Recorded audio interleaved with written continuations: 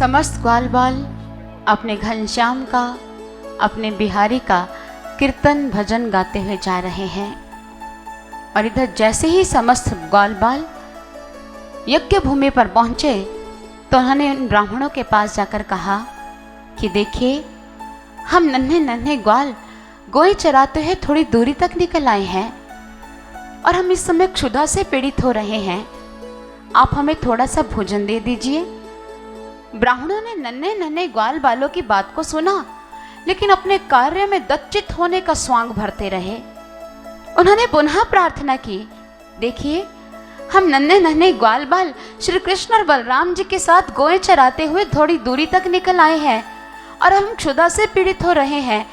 आप हमें भोजन दीजिए और दोनों हाथों से पुण्य लूटिए। लेकिन ब्राह्मणों ने फिर भी उन्हें भोजन नहीं दिया। और उस समय उस ग्वाल बाल ने प्रभु श्री कृष्ण जी की बात को उनके सामने रखते हुए कहा, अरे फिर ऐसा यज्ञ कर्म किस काम का जो भूखे बालकों को भी भोजन ना करा पाए। ऐसा कथन व्यक्त करने के पश्चात समस्त ग्वाल बाल भगवान श्री कृष्ण और दाऊ जी के पास पहुंच गए। श्री कृष्ण ने कहा, अरे खाली हाथ ही आ गए, भोजन नहीं लेकर आए। ग्वाल बालों ने कहा कि उन्होंने हमें भोजन नहीं दिया, तो इसमें हताश होने की क्या जरूरत है। संसार में जब भी कोई कार्य शुरू करते हैं तो कई बार असफलता का भी सामना करना पड़ता है।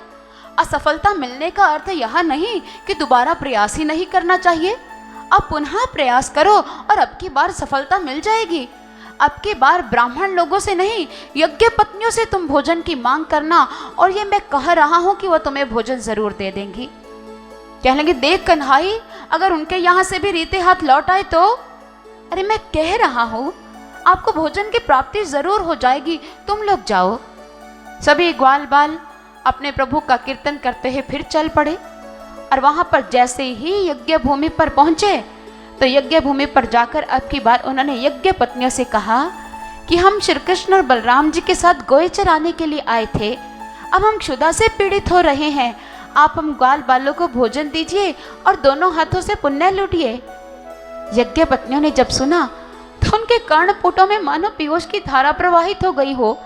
नन्हे नन्हे ग्वाल बाल और उनकी प्यारी सी भाषा।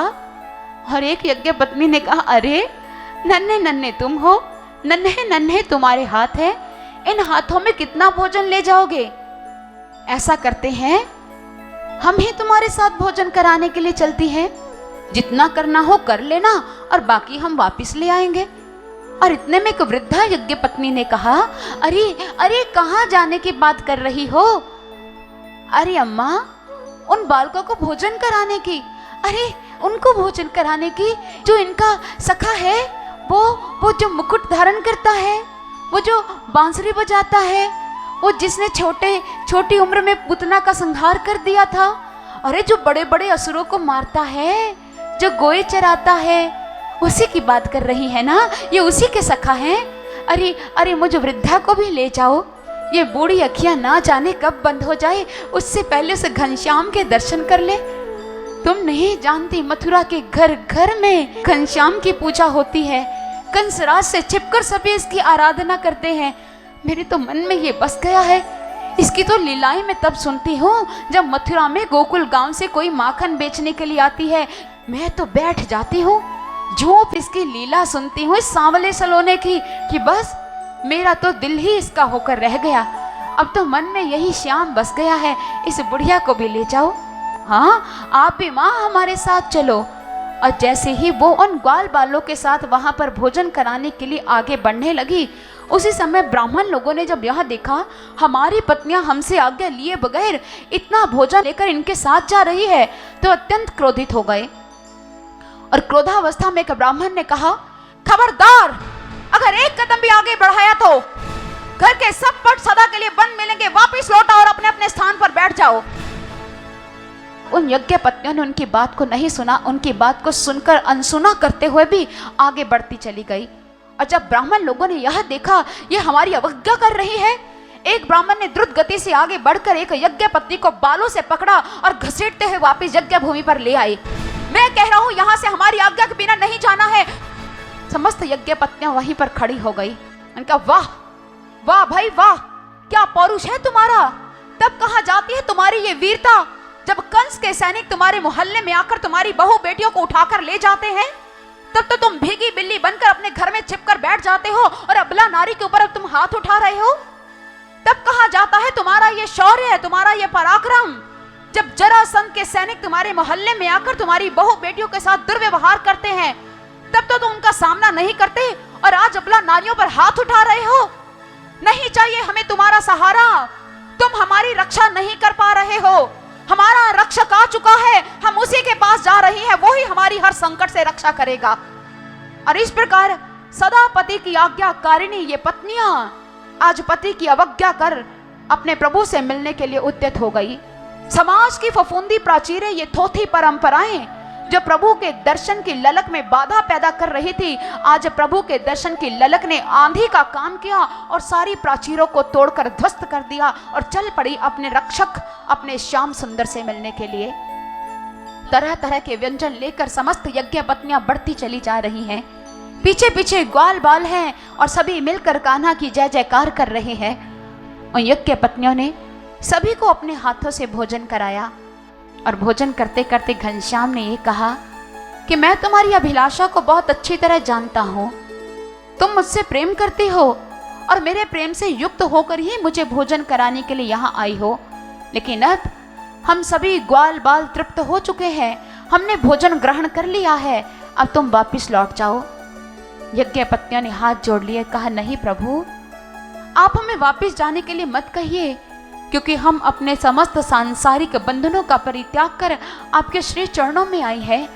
आप अपनी वेदवाणी को सत्य कीजिए, क्योंकि आपने ही कहा है अगर कोई मेरे श्री चरणों में पहुंच जाता है तो फिर वो वापिस लौट कर नहीं जाता। प्रभु आप हमें वापिस मत भेजिए। श्री कृष्ण ने कहा नहीं, तुम्हें वापिस जाना होगा।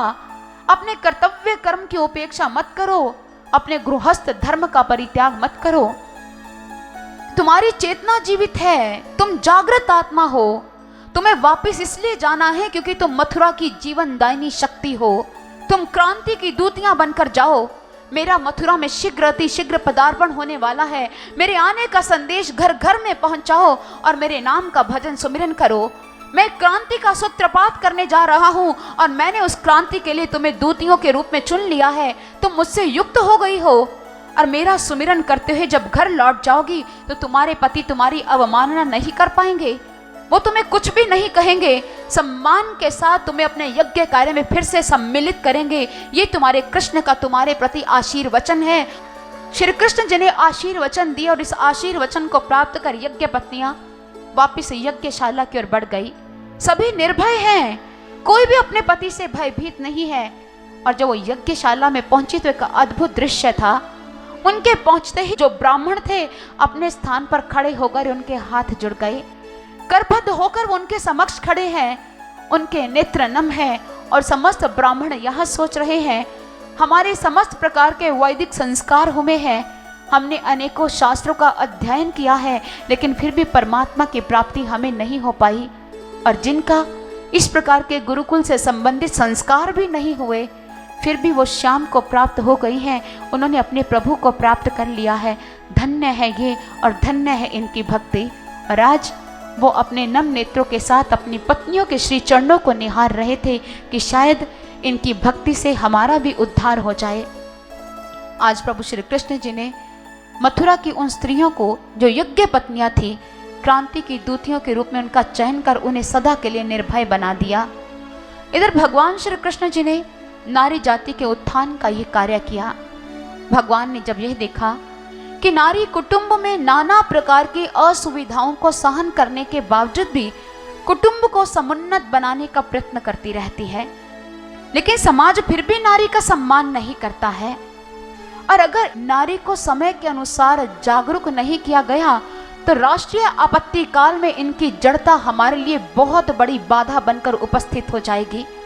और अगर नारी जागरूक हो गई और राष्ट्रीय उत्थान कार्य में नारी को सम्मिलित कर लिया गया तो राष्ट्र की प्रगति तो दोहरी हो ही जाएगी, वर्तमान और भविष्य भी सुरक्षित और निरापद हो जाएंगे।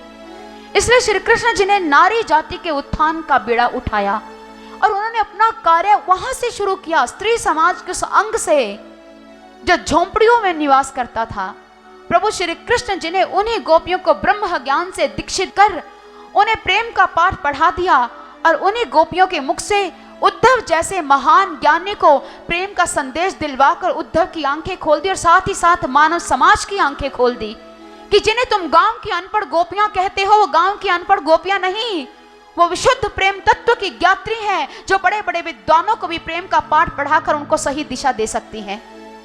श्री कृष्ण जी ने अपने कार्य को यहां तक विराम नहीं दिया।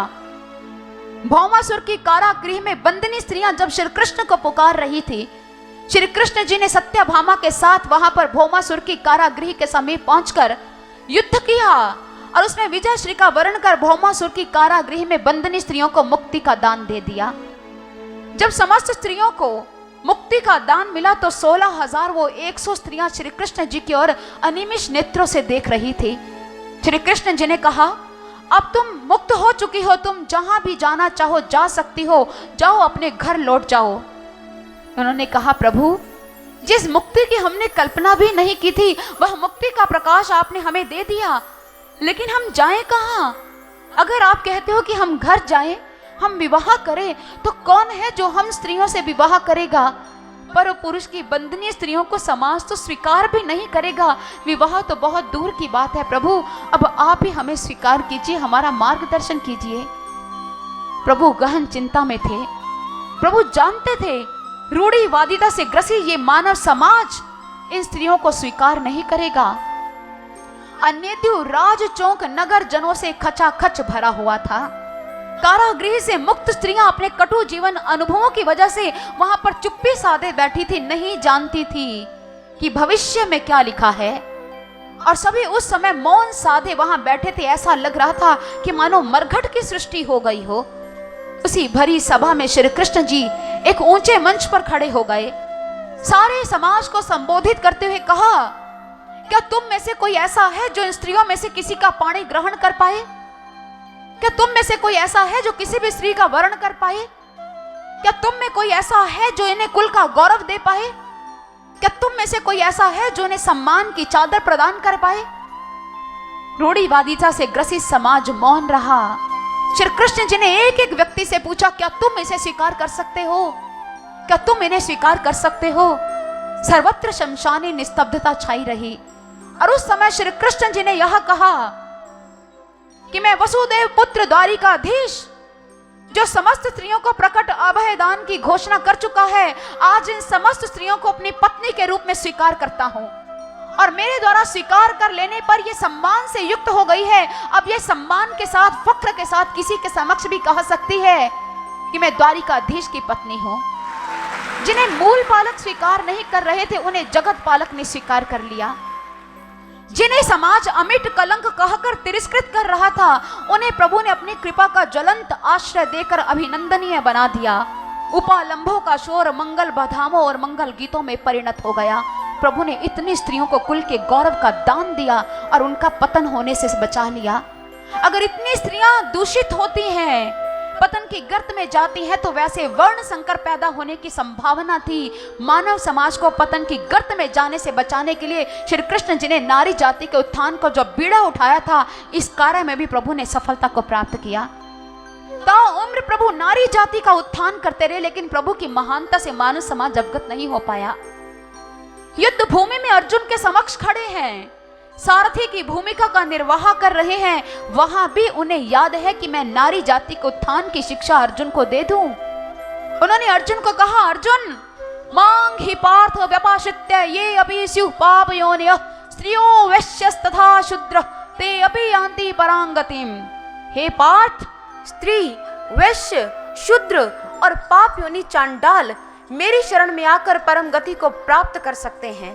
प्रभु ने यहाँ पर जिनके नाम लिए, उनमें से स्त्री को सबसे पहले परम गति का अधिकार दिया कि स्त्रियां परम गति की अधिकारिणी हैं। पर आज समाज में कुछ रूढ़िवादी स्वर उठते हैं। लोग कहते हैं कि स्त्रियां परम गति की अधिकारिणी कैसे हो सकती हैं? स्त्रियों को तो वेद पढ़ने का अधिकार नहीं है। स्त्रियां इस प्रकार के अधिकार की स्वामिनी हो ही नहीं सकती। ऐसे ही कुत्सित सोच वाला एक व्यक्ति हमारे गुरुदेव सर्वश्री आशुतोष महाराज जी के पास आया। उन्होंने कहा कि आप अपनी आध्यात्मिक पुत्रियों को विदुषी और भारती शब्द से संबोधित करते हैं। यहाँ तक कि उन्हें वक्ता के रूप में ऊंचे मंचों पर आसीन कर देते हैं। और इतना ही नहीं, कथा भास्कराचार्य के रूप में आप उन्हें व्यासपीठ पर भी सुशोभित कर देते हैं। जबकि हमारी विचारधारा यह है कि नारी को न तो वेद पढ़ने का अधिकार है, ना ही व्यासपीठ पर बैठने का अधिकार है। सर श्री आशुतोष महाराज जी, जो विशाल हृदय के स्वामी हैं, उन्होंने जवाब दिया, ये नारी विरोधी विचार हमारे विचारवान पूर्वजों की धरोहर नहीं है। हमारे ऋषियों ने भी उस समय ऐसी हरासक विचारधाराओं को आड़े हाथों लिया। महर्षि हारित कहा करते थे, न शूद्र समास्त्रीय न ही शूद्र योनौ ब्राह्मण क्षत्रिय वैश्य जायन्ते तस्माद् छंदशास्त्रीय संस्कार्य। अर्थात जिस नारी ने, जिस स्त्री ने कब ब्राह्मण को जन्म दिया है, वो स्त्री क्या शूद्र हो सकती है? वो ब्राह्मण जो ब्रह्म को जानता है, जो ईश्वर को देख चुका है, उसकी मां शूद्र कैसे हो सकती है? जिस स्त्री ने देश के रक्षक को जन्म दिया हो, जो दिन रात जाकर अपने देश की रक्षा करता है, क्या उसकी मां शूद्र हो सकती है? जो आर्थिक तौर पर देश को समृद्ध करने में भरपूर योगदान दे रहा है, उस वैश्य वर्ग की मां क्या शूद्र हो सकती है? एक ब्राह्मण क्षत्रिय वैश्य को जन्म देने वाली मां शूद्र हो ही नहीं सकती है। और हमारे वेदों की अनेकों ऋचाओं में देवियों का स्तुति गायन किया गया है। जैसे गायत्री मंत्र, देवी गायत्री के आगे प्रार्थना की गई है, और गायत्री मंत्र का उच्चारण पुरुष वर्ग भी करता है, स्त्री वर्ग भी करता है। तो जिन मंत्रों में देवियों का स्तुति गायन किया गया है, उन मंत्रों को पढ़ना देवियों के लिए वर्जित कैसे हो सकता है? नारियों को वेद पढ़ने का अधिकार है, नारियों को सुसंस्कृत होने का पूर्ण अधिकार है। यह अधिकार उनसे कोई नहीं छीन सकता। और बृहद देवता ग्रंथ में अनेकों ऋषिकाओं के नाम आते हैं। विश्वघोषा, मित्रा, अपाला, श्री दक्षिणा, लाक्षा, अदिति, जयंती, सावित्री, सूर्या, श्रद्धा इत्यादि कितनी ऋषिकाएं हैं जो ब्रह्मवादिनी हुई हैं। ब्रह्मवादिनी का भाव क्या है? ब्रह्म पर वादन करने वाली, ईश्वरीय व्याख्यान देने वाली, वेदों की व्याख्या करने वाली। और ऐसी ब्रह्मवादिनी स्त्रियां जो मंत्र दृष्टा भी थी, इन स्त्रियों को आचार्य भी कहा गया। आचार्य, आचार्य कैसे? जिसके बारे में हमारे वेद प्रमाण देते हैं, आचार्यस्य स्त्री आचार्याणि पुंयोग इत्येव आचार्य स्वयं व्याख्यात्री। और ये समाज की महान मार्गदर्शिका हुआ करती थी, समाज को दिशा दिखाया करती थी, और बड़े बड़े विद्वानों के साथ शास्त्रार्थ किया करती थी। वाचक्नवी गार्गी के बारे में आता है, याज्ञवल्क्य जी के साथ वाचक्नवी गार्गी जी ने शास्त्रार्थ किया और धारदार प्रश्नों की बौछार की, जिसे सुनकर विद्वत समाज ने अपने दांतों तले अंगुली दबा ली। और उन्होंने याज्ञवल्क्य जी से ऐसे प्रश्न पूछे कि याज्ञवल्क्य जी उत्तेजित हो गए। और उसी उत्तेजित अवस्था में उन्होंने क्या कहा? वाचक्नवी गार्गी जी, ये तो प्रश्न की अति सीमा है, इस प्रश्न के आगे और कोई प्रश्न नहीं हो सकते। गार्गी जी ने कहा, अगर आप मेरे इन प्रश्नों का जवाब देते हो तो विजयश्री का वर्ण कर सकते हो, अन्यथा आप मुझसे पराजित हुए। हम वैदिक काल की बात ना भी करें तो हम कली काल की बात पर आ जाते हैं। कली काल में मंडन मिश्र की पत्नी हुई भारती देवी, जिन्होंने शंकराचार्य जी के साथ शास्त्रार्थ किया और ऐसे ऐसे प्रश्न पूछे कि उन प्रश्नों का उत्तर देने के लिए हमारे ब्रह्म ज्ञानी शंकराचार्य जी को भी कुछ महीनों की मोहलत मांगनी पड़ी। और जब प्राचीन काल की नारियों के साथ साथ कली काल की नारियां भी इतनी महान विदुषी हैं, तो आज के सर्वाधिक आधुनिक माने जाने वाले दौर में फिर ये संकुचित रेखाएं क्यों? ये संकुचित मानसिकता क्यों? भारत का शुद्ध पारंपरिक वातावरण नारियों के लिए हमेशा स्वतंत्र रहा है। उन्होंने अपनी पुत्री के कल्याण का मार्ग कभी अवरुद्ध नहीं किया। अपनी पुत्री को उड़ान भरने के लिए स्वतंत्र नभ दिया है। उन्हें वेदों की व्याख्या करने का अधिकार दिया है, उन्हें वेद पढ़ने का अधिकार दिया है, उन्हें परम गति प्राप्त करने का अधिकार दिया है। और अगर प्राचीन काल की नारियां इस प्रकार ब्रह्मवादिनी हो सकती थी, समाज की मार्गदर्शिका हो सकती थी, तो सर्वश्री आशुतोष महाराज जी की ये आध्यात्मिक पुत्रियां समाज को जगाने का संकल्प पूर्ण कार्य क्यों नहीं कर सकती? वैसे भी सर्वश्री आशुतोष महाराज जी कहते हैं कि अध्यात्म के मंच पर आसीन एक वक्ता ना तो पुरुष होता है ना नारी, वो मात्र जागरूक आत्मा होता है जिसका कार्य समाज को जगाना होता है। समाज को जगाने के लिए निकले हैं सर्वश्री आशुतोष महाराज जी के सिद्धांतों को लेकर। सर्वश्री आशुतोष महाराज जी ब्रह्म ज्ञान प्रदान कर प्रत्येक नारी को आत्मिक शक्ति से परिचित करवा रहे हैं। नारी सशक्तिकरण चाहिए तो मात्र बातें करने से नहीं होगा, उनको उनकी आत्मा से जोड़ना होगा। सर श्री आशुतोष महाराज जी यह ज्ञान नारियों को भी दे रहे हैं, बेटियों को दे रहे हैं, बच्चों को दे रहे हैं। तुम अपनी शक्ति को प्राप्त कर सशक्त व्यक्तित्व के स्वामी बनो और स्वामिनी बनो। और इस प्रकार हमारी इस नारी जाति के प्रति जो कुत्सित सोच है उसे भगवान श्री कृष्ण सदा तोड़ते रहे। उन्होंने कहा कि अर्जुन अपने जीवन में कभी भी नारी की अवमानना मत करना, नारी परम गति की अधिकारिणी है। ये संदेश भगवान श्री कृष्ण जी ने अर्जुन को दिया। और वो जागरूक आत्मा जो ब्रह्म ज्ञानी गुरु के दिशा निर्देश में कार्य कर रही हो, उसके मुख से निकला हुआ हर एक वाक्य ब्रह्म वाक्य कहलाता है। बिल्कुल वैसे जैसे गोपियों के मुख से उद्धव के लिए निकला हुआ हर एक वाक्य ब्रह्म वाक्य कहलाया, क्योंकि वो गोपियां भगवान श्री कृष्ण की आज्ञा में ही अपना जीवन व्यतीत कर रही थी। और ये नारियां मात्र ब्रह्मवादिनी नहीं रही हैं, आचार्य ही नहीं रही हैं, इन्होंने हमेशा समाज कल्याण के कार्य में अपना योगदान दिया है। नारियों की महानता को कम मत आंकिए। इन नारियों का एक रूप और है, वो है वीरांगना का रूप। स्वतंत्रता संग्राम में इन्होंने प्रेरक की भूमिका को निभाया है। और इतना ही नहीं, अपने देश की आन के लिए, अपनी मातृभूमि की रक्षा के लिए इन नारियों को अगर तलवार भी उठानी पड़ी तो ये पीछे नहीं हटी हैं। इन नारियों ने अपने देश के लिए अपने प्राणों का परित्याग तक किया। क्रांतिकारियों के जासूसी भरे काम को लेकर जेल जाने और लाठी खाने तक के काम को बड़ी साहस के साथ इन्होंने अंजाम दिया है। आजाद हिंद फौज में जब भर्ती करने के लिए हजारों युवक युवतियों की जरूरत थी, उस समय क्या हुआ? उस समय जुबली हॉल में अनेकों युवक युवतियां सुभाष चंद्र बोस जी का इंतजार कर रहे थे। सुभाष चंद्र बोस जी सभा में उपस्थित हुए और उन्होंने कहा, स्वतंत्रता बलिदान मांगती है। अगर इस मातृभूमि को आक्रांताओं के चंगुल से मुक्ति का दान दिलवाना है तो हजारों युवक युवतियों को आगे आना होगा और अपने प्राणों का परित्याग करना होगा। तुम मुझे खून दो, मैं तुम्हें आजादी देने के लिए तैयार खड़ा हूं। और जब उन्होंने ये बात बोली, उसी वक्त कितने लोगों ने एक ही स्वर में कहा कि हम अपना खून अपनी धरती मां के लिए बहाने के लिए तैयार हैं। तो उस समय सुभाष चंद्र बोस जी ने एक बात कही, यह प्रतिज्ञा पत्र है और इस पर वही व्यक्ति हस्ताक्षर करने के लिए आगे आए जिसको अपने मन प्राण से मोह नहीं है।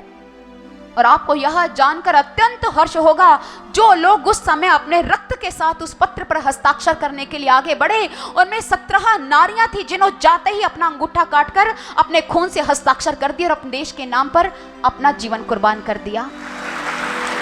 नारियां हर बार अपने जीवन को दांव पर लगाकर जीवन दान देती आई हैं, लेकिन समाज उनकी महानता समझ नहीं पाया। मेवाड़ के राणा उदय सिंह के व्यक्तित्व का निर्माण करने वाली पन्नाधाई क्या नारी नहीं थी? कित्तूर राज्य जो राजा से विहीन हो चुका था, उसे अंग्रेजों की षड्यंत्रकारी नीतियों से बचाने वाली रानी चेन्नम्मा क्या नारी नहीं थी? शिवाजी में स्वराज्य की अलख जगाने वाली नारी जीजाबाई क्या नारी नहीं थी? जिसने शिवाजी से कहा, स्वराज्य को प्राप्त करना है, अपनी मातृभूमि की रक्षा करनी है, देशभक्तों को एकत्रित करो शिवा, देशभक्तों को जब तक एकता के सूत्र में नहीं बंधेंगे हम अपनी माँ की बेड़ियां नहीं तोड़ पाएंगे। और ऐसी माँ के सुंदर विचारों और सुंदर संस्कारों को प्राप्त कर शिवाजी ने स्वराज्य की स्थापना कर दी, लेकिन अकेले नहीं की। मत सोचे कि मात्र माँ ने उन्हें प्रेरित ही किया। माँ पल प्रति पल उन युवाओं की सेना को संबोधित करने के लिए जाती थी। और शिवाजी की माँ जीजाबाई ने समस्त युवा वर्ग को जो उस समय देश के लिए मिटने के लिए तैयार खड़ा था, उन्हें कहा, अपने समय को यूं विमोद में मत गवाओ, मातृभूमि तुम्हारी पुकार कर रही है, इसलिए ज्यादा से ज्यादा समय प्रशिक्षण में व्यय करो, अस्त्र शस्त्र की शिक्षा प्राप्त करो। अगर फिर भी समय बचता है तो आसपास के दुर्गों की थाह लो, किस दुर्ग के लोगों को देशभक्ति की भावना से भरकर अपनी सेना में शामिल कर सकते हैं। इसलिए इस समय माँ तुम्हें पुकार रही है। मैं जानती हूँ कि शत्रुओं की सेना बड़ी है, लेकिन वो समस्त सैनिक वेतन भोगी सैनिक हैं, जो पगार प्राप्त करते हैं और लड़ते हैं। उनको तो लड़ना है क्योंकि उनको वेतन मिलता है, पगार मिलती है, लेकिन मेरी सेना में जो सैनिक हैं वो वेतन भोगी सैनिक नहीं है, इस धरती माँ के बेटे हैं। धरती माँ ने अपने अन्न से जिनका पालन पोषण किया है, और तुम्हें अपनी माँ के ऋण को अदा करना है। इसलिए तुम्हें मातृभूमि के लिए अगर प्राणों का परित्याग करना पड़े तो पुत्रों पीछे नहीं हटना है। तुम्हारी माँ तुम्हें आशीर्वचन देकर हमेशा तुम्हारे साथ रहेगी। और इतना ही नहीं, जीजाबाई जी ने यह कहा कि इस समय जोश के साथ नहीं, होश से काम लो और अपने जीवन में यह संकल्प धारण करो कि व्यक्तिगत स्वार्थ का परित्याग का हम राष्ट्र की चिंता करेंगे। और राष्ट्र की चिंता करते हुए जब तुम संकल्प लो तो ईश्वर को कभी मत भूलना, क्योंकि तुम्हारे संकल्प को पूर्ण करने की शक्ति ईश्वर ही देता है। जिस दिन तुम भगवान को भूल गए तुम्हारा संकल्प अधूरा रह जाएगा। और उन्होंने ऐसे दिव्य संस्कारों से युवा वर्ग को सुसंस्कृत किया और स्वराज्य की स्थापना के लिए एक विशाल सेना का निर्माण कर दिया। क्या ऐसी मां का नाम इतिहास के स्वर्णिम अक्षरों से हटाया जा सकता है? कभी नहीं। अगर जीजाबाई जी का नाम इतिहास के पन्नों से नहीं हटाया जा सकता तो मां विदुला का नाम भी नहीं हटाया जा सकता, जिसका पुत्र संजय जब रणभूमि से बिना विजय श्री को प्राप्त किए युद्ध में वापस लौट आया तो मां ने कहा कि पुत्र, धिक्कार है तुझ पर। वीर पिता का वीर पुत्र हो, कुल का नाम डुबोता है, युद्ध भूमि से प्राण बचाकर काहे गौरव खोता है। क्षत्रिय रण में आगे बढ़कर पग पीछे नहीं हटाते हैं, निंदित अपमानित दीनों सा जीवन नहीं बिताते हैं। तू क्षत्रिय है, वीर वंश में तूने जीवन पाया है, तेरी रग रग में अपराजित साहस शौर्य समाया है। करम वीर बन मोह त्याग कर निर्भय रण में लड़ जाकर, क्यों न काल ही मुंह बाए हो उसके आगे लड़ जाकर। जा युद्ध भूमि में लौट जा पुत्र, मेरे सामने इस प्रकार इन नेत्रों से आंसू मत बहा। अगर अपनी मां का प्यार चाहिए तो पुत्र तुम्हें लौट जाना होगा और विजय श्री का वरण करके आना होगा। अगर शत्रुओं का मरण नहीं कर सकते तो तुम शहादत को प्राप्त हो जाओ, लेकिन पराजित पुत्र की मुझे कोई अभिलाषा नहीं है। लौट जाओ पुत्र, अगर तुम पराजित होकर लौट आए हो तो तू मेरा पुत्र ही नहीं है। धन्य देश जिसमें माताएं हो विदुलासी क्षत्राणी, कायर पुत्रों में भी भरते साहस शौर्य का पानी, साहस शौर्य का पानी। वो नारियां जो अपने कायर पुत्रों में भी साहस और शौर्य का पानी भर देती है, क्या ऐसी माताओं का नाम इतिहास के पन्नों से हटा पाओगे? नहीं। ये वो नारियां हैं जिन्होंने अपने परिवार में, अपने समाज में हमेशा वैचारिक क्रांति का बीज बोया है। राष्ट्र की अस्मिता को प्रखरता प्रदान करने का दायित्व इन्होंने अपने कंधे पर लिया है। ये ब्रह्म ज्ञानी वो नारियां जो अध्यात्म से जुड़ी हुई थी, जिन्होंने अपने पुत्रों में देशभक्ति की भावना को पैदा किया, जिनकी हर एक श्वास देशभक्ति का नगमा गाया करती थी, जो देश के लिए मिटने के लिए उद्यत हो जाया करती थी, तलवार उठा लिया करती थी। ऐसी नारी के हृदय में इस अध्यात्म की धरती पर रहकर कैसे विचार थे, आइए एक भजन के द्वारा श्रवण करते हैं।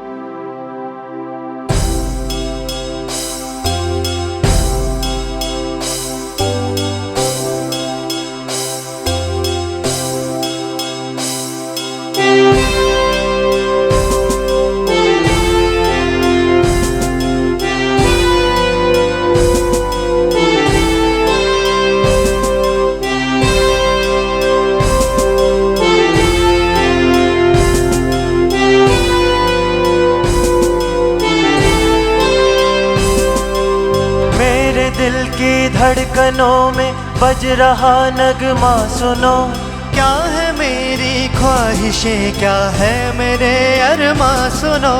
ये नसों में बहने वाली आग की आवाज़ है, ये किसी के इश्क के इज़हार का अंदाज है। मेरे देश से मुझे प्यार है, मेरे देश से मुझे प्यार है, मेरे देश से मुझे प्यार है, मेरे देश से मुझे प्यार है, मेरे देश से मुझे प्यार है, मेरे देश से मुझे प्यार है।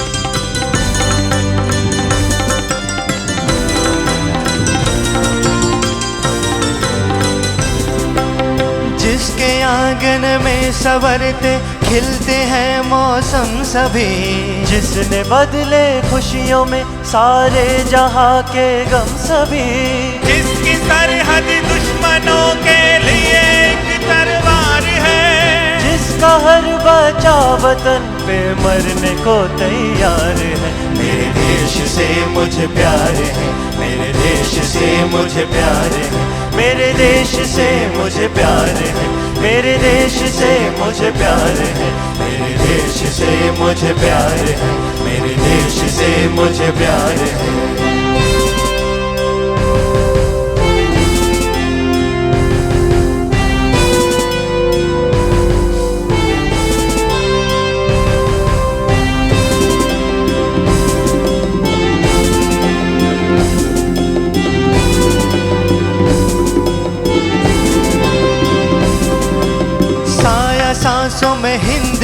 ताजी हवा का छा गया।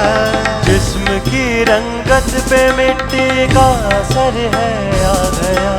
दस रही है बात अब दिन रात दिल को बस यही के बसंती क्यों नहीं है रंग मेरे खून का। के बसंती क्यों नहीं है रंग मेरे खून का। के बसंती क्यों नहीं है रंग मेरे खून का। के बसंती क्यों नहीं है रंग मेरे खून का।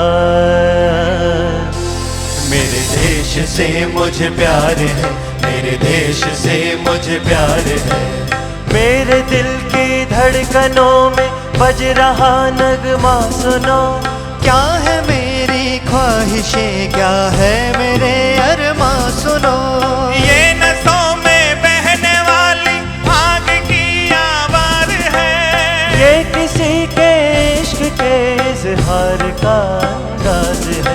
मेरे देश से मुझे प्यार है, मेरे देश से मुझे प्यार है। मेरे देश से मुझे प्यार है, मेरे देश से मुझे प्यार है।